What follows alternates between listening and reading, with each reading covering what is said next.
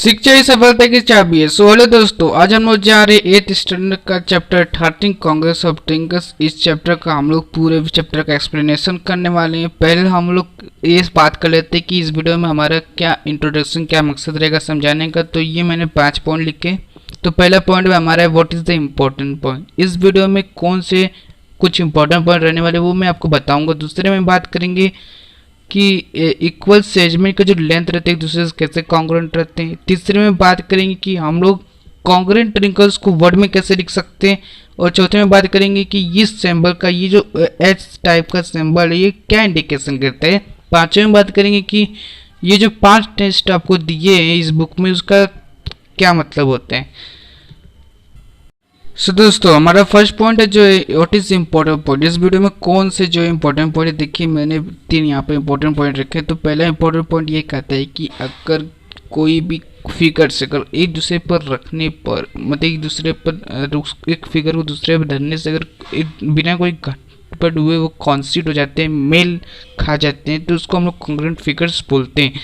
दूसरा से ये पॉइंट कहता है कि अगर किसी भी सेगमेंट का अगर जो मेज़र है दूसरे सेगमेंट से मिलता है तो वो कॉन्ग्रुएंट सेगमेंट होंगे।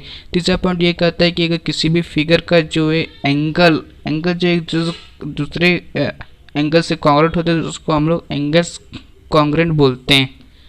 दोस्तों देखिए मेरे पास 2 फिगर्स है, अगर मैं एक दूसरे पर धरता हूँ तो ये एक दूसरे पर मेल खा जाएंगे तो ये कॉन्ग्रुएंट फिगर्स होंगे। देखिए इस अभी एक दूसरे पर मेल खाएंगे तो अब इसको क्या कहेंगे, क्या कॉन्ग्रुएंट फिगर्स कहेंगे। तो अब देखते हैं दूसरा पॉइंट में बोलता है कि इक्वल मेजर के सेगमेंट। तो देखिए ये मेरे पास 2 सेगमेंट है, अगर इनका इक्वल मेजर रहेगा तो धरने पर एक दूसरे पर कॉन्स्टिट्यूट हो जाएंगे। देखिए एक दूसरे मेल खा रहे हैं कि नहीं, तो ये देखिए बिना कोई गटपट हुए एक दूसरे से मिल जा रहे हैं, तो ये कुछ से कॉन्ग्रुएंट सेगमेंट होता है। तीसरा पॉइंट बोलता है कि किसी भी फिगर्स का जो एंगल्स है एक दूसरे फिगर से एंगल से कॉन्ग्रुएंट होते हैं उसको एंगल्स कॉन्ग्रुएंट बोलते हैं। देखिए मेरे पास ट्रिंगल है, ट्रिंगल के 3 एंगल्स होते हैं, अगर इसका एंगल का मेजर इस एंगल से मिलता होगा तो एक दूसरे पर मेल खाएंगे, बिना गड़बड़ के एक दूसरे से मिल जाएंगे। देखिए तो ये कॉन्ग्रुएंट एंगल्स बोले जाएंगे।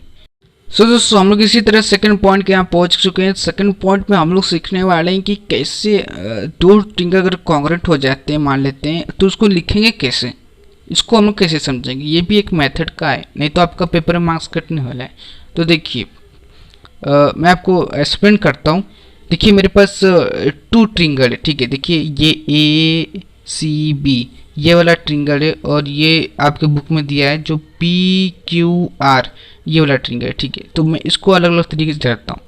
तो देखिए इस तरह से मैं धरता हूँ तो क्या एक दूसरे में मेल खा रहे हैं, क्या एक कॉन्ग्रुएंट फिगर है, नहीं ना। एक दूसरे पर जब भी मिलते हैं तभी बोलते हैं ना हम लोग कॉन्ग्रुएंट फिगर, हाँ पढ़े थे ना। अब देखिए इस तरह धरता हूँ तो ये कॉन्ग्रुएंट फिगर है, नहीं ना, क्योंकि एक दूसरे में मेल खा रहे हैं, ना कहीं ज़्यादा ना कहीं कम, बराबर होना चाहिए, इक्वल। तो अगर मैं इस तरह से धरता हूँ, देखिए जब मैं इस तरह से धरता हूँ तो एक दूसरे बिल्कुल कॉन्ग्रुएंट हो जाते हैं, कहीं भी ज़्यादा कहीं भी कम नहीं। ऐसा क्यों हुआ दोस्तों, what is reason behind it. क्योंकि इसका जो एंगल P और ये एंगल A एक दूसरे से कॉन्ग्रुएंट हो जाते हैं।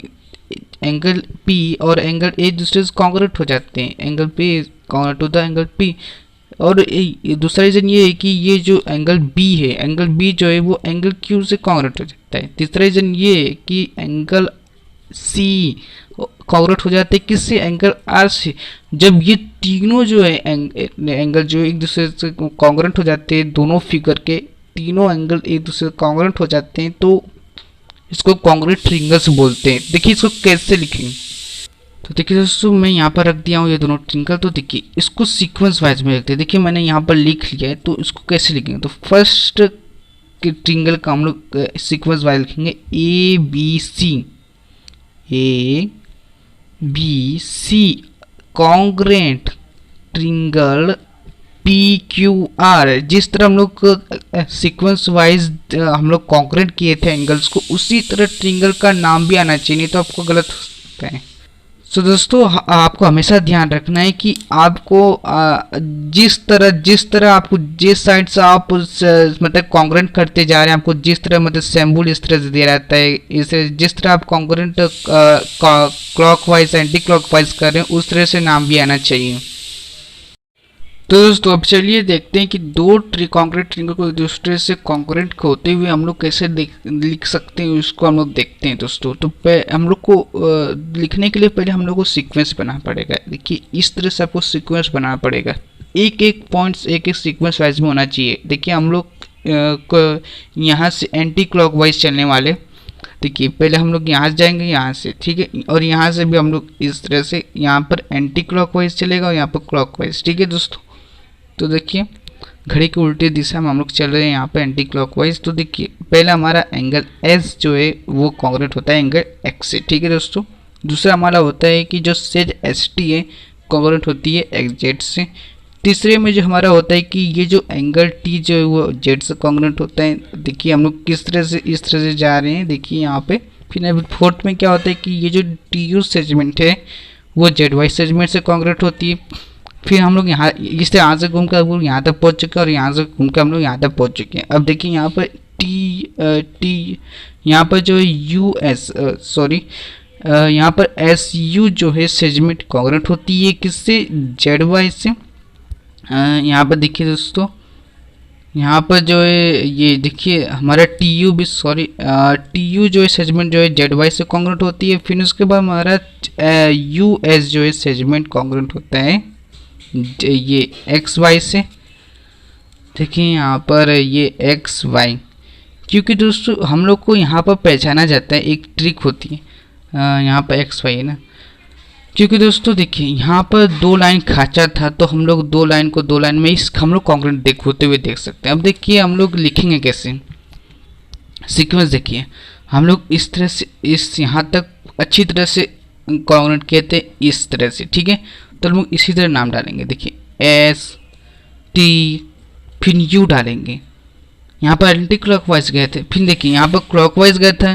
पहले हमारा एक्स कॉन्ग्रेंट हुआ था, देखिए एक्स कॉन्ग्रेंट हुआ था, फिर हमारा एक्स जेड हुआ था, फिर उसके बाद जेड वाई। तो यहाँ पर आएगा एक्स जेड वाई। इस तरह से दोस्तों जब एक सीक्वेंस वाइज कॉन्ग्रेंट होता है तो इसको इस तरह से लिखते हैं। सो दोस्तों थर्ड पार्ट में बात करेंगे कि इस सिंबल का क्या इंडिकेशन है। मतलब ये जो सिंबल दोस्तों इसका इस तरह डेफिनेशन है। ये सिंबल क्या करता है कि दो फिगर हैं, दो फिगर रहते हैं इस तरह से, उनका एक कॉमन साइड मतलब दोनों में एक ही साइड रहते हैं। देखिए यहाँ पर एक फिगर है, यहाँ पर सेकंड फिगर है, तो इसमें एक साइड है ये वाला। तो ये जो दोनों में आ रहे थे इसलिए इसको इंडिकेट करने के लिए एस का इस्तेमाल किया जाता है। सो दोस्तों हम लोग इसी तरह फोर्थ पॉइंट की ओर बढ़ रहे हैं। ये आपका फोर्थ पॉइंट में आ जाता है सबसे मेन टॉपिक जो है 5 टेस्ट। वही सब हैं जो आपको बुक में दिए हैं और इसको मैं बहुत इजी ट्रिक्स बताने वाला हूँ। दो डेफिनेशन पढ़े हैं उसको आप याद कर लीजिएगा। चलिए मैं आपको बताता हूँ।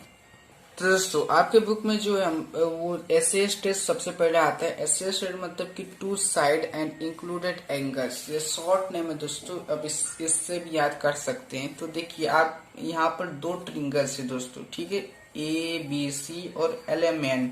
तो इनका जो है बी एंगल, इसका जो है बी एंगल जो है दूसरे फिगर एंगल एम से कॉन्ग्रेंट है, ठीक है दोस्तों, और कुछ सेगमेंट भी कॉन्ग्रेंट है। तो मेरे पास जो है कुछ फिगर है, देखिए ये देखिए इसका बी इस बी से कॉन्ग्रेंट है देखिए दोस्तों, और इसका जो है यहाँ पर एम जो है यहाँ पर मैंने एम डाला है, ठीक है दोस्तों। जब मैं इन दोनों को एक दूसरे पर धरता हूँ, देखिए एक दूसरे पर धरता हूँ तो इनका जो सेगमेंट और वो सभी क्या एक दूसरे पर कॉन्ग्रेंट हो जाते हैं।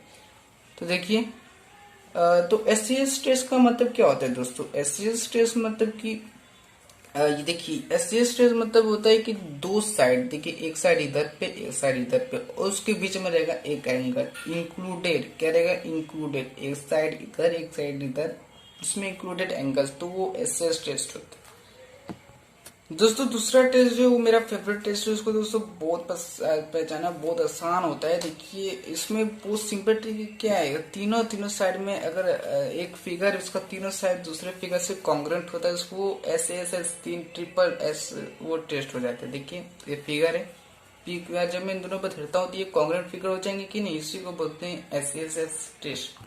दोस्तों जो तीसरा टेस्ट है वो पहले वाले टेस्ट से थोड़ा डिफरेंस है। इसमें दोस्तों क्या है कि ये ऐसे टेस्ट है, इसके इंक्लूडेड क्या हो जाता है, साइड हो जाते हैं। Two angles and their included angles, दो एंगल और उनके बीच में साइड आ जाएगा। देखिए किस तरह से देखिए यहाँ पर एक एंगल है और यहाँ पर एक एंगल है और इसके बीच में एक साइड है। देखिए यहाँ पर एंगल है और यहाँ पर एंगल है, इसके बीच में साइड आ जाता है तो वो ये ऐसे टेस्ट हो जाता है। देखिए यहाँ पे यहाँ पर एक दोनों एंगल्स एक दूसरे से कॉन्ग्रुएंट और उसके बीच में साइड है। देखिए और यहाँ पर ये डी ई एफ वही है।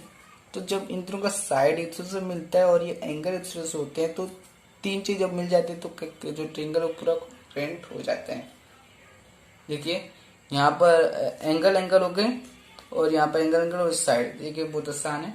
ये ऐसे टेस्ट इसको बुला जाते हैं। दोस्तों अब देखिए चौथा चौथा जो ये ए एस और इसको आप बोल सकते हो एस ए एस टेस्ट, दोनों में से कुछ भी बोल सकते हो। इसमें दोस्तों क्या होता है कि दो एंगल पहले आ जाएंगे, दो एंगल क्या होंगे पहले आ जाएंगे, फिर उसके बाद लास्ट में साइड आते हैं। देखिए यहाँ पे एंगल ए एंगल बी, फिर उसके बाद क्या आता है साइड आ जाते हैं। या आप इस तरह से बोल सकते हो एंगल है ये बी ए और लास्ट में ये साइड आ जाता है। ठीक है, और आप इसको उल्टा भी ले सकते हो, पहले साइड ले लो फिर उसके बाद दोनों एंगल ले लो। बस ये इसमें माजरा और कुछ नहीं है। चलिए फिर हाइपोटेन्यूज में भी दोस्तों तीनों चीज रहती है। इसका नाम होता है हाइपोटेन्यूज साइड टेस्ट। तीनों चीज कैसे दोस्तों कि इसका एंगल इस एंगल से हमेशा कॉन्ग्रुएंट ही रहता है और दूसरी चीज ये कि इसका जो साइड है ये वाली जो साइड रहती है ये वाली साइड से कॉन्ग्रुएंट रहती है और इसका हाइपोटेन्यूज हाइपोटेन्यूज इसका मेन रहता है। अगर आपको हाइपोटेन्यूज मिल जाता है तो मतलब समझिए वो हाइपोटेन्यूज साइड टेस्ट। तो ये जो हाइपोटेन्यूज है दूसरे हाइपोटेन्यूज से कॉन्ग्रुएंट रहता है। देखिए मेरे पास दो कॉन्ग्रुएंट ट्रिंगल्स थे, अगर इन दोनों को मिलाते हैं तो इनका जो हाइपोटेन्यूज सेम मिलता है और ये एंगल एक दूसरे से मिल जाते हैं। तो एंगल भी जरूरी है क्योंकि ये हमेशा hypotenuse side test right angle में ही पाए जाते हैं। तो देखिए इसी को यही 5 टेस्ट है। और दोस्तों ये जो हमारा पूरा एक्सप्लेनेशन ये होता है। आपका वीडियो देखने के लिए बहुत बहुत धन्यवाद, हम तहे दिल से करते हैं। मिलते हैं नेक्स्ट वीडियो में।